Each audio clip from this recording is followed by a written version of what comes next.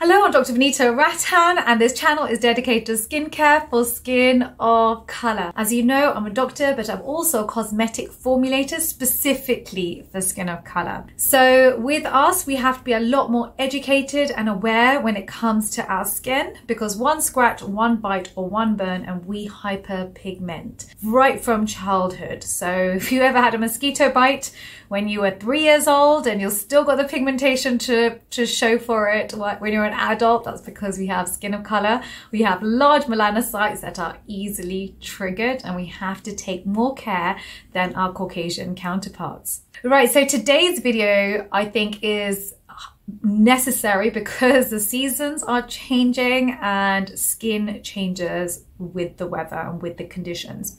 So today we're going to be talking about how to treat a damaged skin barrier. So how do you prevent it?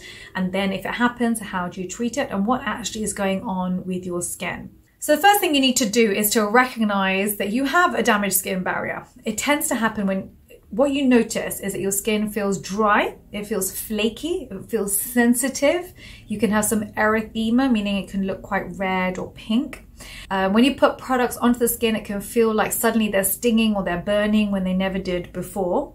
And actually often you can have more oily skin than before. So it's not always the case that it's completely dry. Sometimes you can actually have more oil that's taking place, and that's because of the damaged skin barrier and your skin trying to overcompensate. So if any of that sounds familiar, then this is definitely a video you want to watch, because it does become worse in the winter with air conditioning and central heating. Then you go outside and it's freezing and you have harsh wind, rain, etc. and that continues to assault your skin.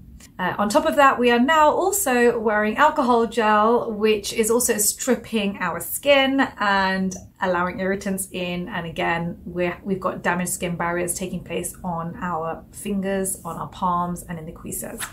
So if that sounds good to you, please give me a thumbs up.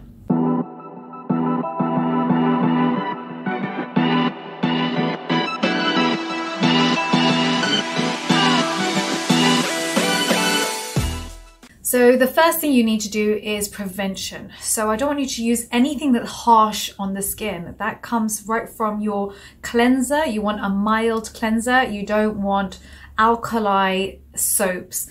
I mean, I went to my friend's house for dinner, and my husband and I were there and we were talking, and we were just talking about our skincare routine, because obviously this is what you do and this is dinner conversation when you're with Dr. V. And my friend said that he used hand soap to wash his face. And I thought, you know what, first of all, we have to teach our sons our skincare. And second of all, instead of sending him a case of wine, I sent him a case of Micellar Gel Wash from Simple. That was my gift. So yes, please, let's avoid any hand soaps on the face or any harsh alkali soaps on the face too. Also avoid any scrubs, so any harsh physical scrubs I'm talking about, or any tools that scrub the skin, because you don't want to have any micro tears when your skin is going under this assault of the weather. So definitely avoid that. Also avoid any skin sensitizers. So those are things like essential oils, drying alcohol. You already know what I'm talking about if you watch enough of my videos. You don't want to be, I'm sure you haven't got this in your skincare anyway, but this is in case this is the first video you've watched of mine. Fragrance is the #1 cause of contact dermatitis, which is the exact opposite of what we want to be doing right now. Also avoid any actives that can irritate the skin if you know you're prone to a damaged skin barrier. So for example, AHAs, avoid your alpha hydroxy acids. BHAs, so your salicylic acid, can dry the skin further, so I'd avoid that too. And also the other one is vitamin A. Vitamin A will turn over the skin cells quickly, and that can also dry the skin if you're already prone to it. The other thing I'd highly recommend is wearing a physical sunscreen. So you want something with zinc oxide in it, a high percentage, because zinc oxide is an anti-inflammatory, which is really what you want to be doing when you're getting irritation. So before we repair the skin, you really need to understand the structure of the skin. So think of the skin like bricks and mortar. So the bricks are your cornea sites, those are your skin cells, and the mortar is the soup of fats around it, which holds everything together. So that's got your free fatty acids, your cholesterol, your ceramides, so that rich soup that is delicious and keeps water trapped in. So you get less transepidermal water loss, less water is being evaporated, but also you're keeping the allergens out, you're keeping the bacteria out. So it really is crucial for the health of your skin.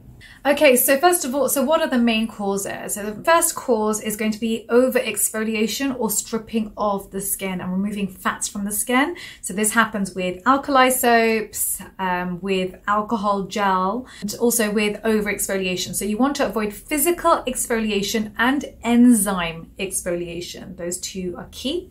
The next cause of it is environmental, as we've discussed. So that'd be central heating or the cold, harsh weather outside. So what you want to do is wear your SPF 50. You want humectants, you want water magnets in the skin, locking water in. And you also want to be using antioxidants to mop up any free radicals. So that will happen because of the inflammation, and that will lead to premature aging. So antioxidants are really going to help you keep a healthy barrier. And the third commonest cause is age. As we age, we have reduced ceramides in our skin, and this just means that we have less fat content, and so we have more transepidermal water loss and drier, more dehydrated skin as we age. Just so many wonderful things happen as we age.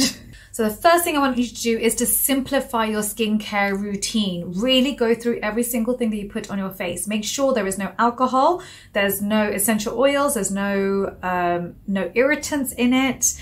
And also when you're washing your face, make sure that it's a hydrating face wash that you're using. No harsh soaps, no over exfoliation. And also when you wash your face, make sure you do it quickly and with cool water. So you don't use hot water on the skin. It's going to dehydrate your skin further. But you also don't want to waterlog your skin, because that can also dehydrate your skin. You think, oh, I'm putting more water on my face, surely I'm hydrating my skin. No, the exact opposite is happening. And so you want to keep it quite short. So what products do we need? First of all, let's look at the key ingredients. First, we need to restore the barrier. To restore the barrier, we want to be using natural moisturizing factor, we want ceramides, and we want niacinamide. Those are key. When it comes to humectants, these are water magnets that lock in water into that top layer of skin in your epidermis. So things like glycerin, urea, sodium hyaluronate are perfect. We also want your anti-inflammatory. So those are things like aloe, panthenol, because of the inflammation that's taking place when you have dry skin. Okay, so here is my step-by-step routine and product suggestions that are safe for skin of color. So the wash I tend to recommend is simple Micellar Gel Wash, because it is non-stripping and actually you feel hydrated after you wash your face, which is hard to do with most facial washes. The next one I love is you want a fatty acid serum, and I've looked at quite a few, and the one that I love the most is Paula's Choice Omega Plus Complex Serum. So that's got ceramides, fatty acids, and humectants in it. So you're getting a lot in one product. Then go in with your CeraVe emollient, so that's going to again put more ceramides onto the skin and also start to hydrate the skin. I would then top up with squalane or marula oil from The Ordinary or from Naturium. So what you're doing there, this is your facial barrier oil to prevent any further transepidermal water loss, because if you just stopped at the moisturizer at your CeraVe or Cetraben, then it's likely by the morning your face is actually going to feel quite tight because of central heating all night, and also whatever comes off on your pillow. So I like to go in with an oil just to trap it, lock it in, and make sure that your skin is restoring overnight.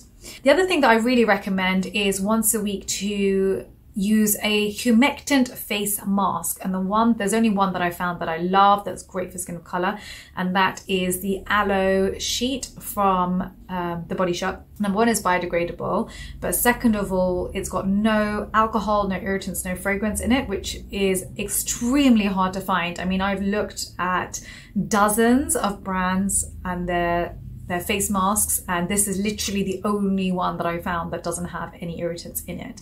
And they're happy for you to put on your face for 15-20 minutes. So that's really important step to do just once a week. So when you occlude, you're almost intensifying the hydration process. Don't forget to follow me on Instagram at the Hyperpigmentation Clinic and Skincare by Dr. V, and on TikTok, Dr. Vanita Rattan. Don't forget to download your free guide. The link is down below. I'm in the comment section for 1 hour at the launch of every single video, so please subscribe and hit that notification bell for all videos to have your questions answered. Thank you very much for watching.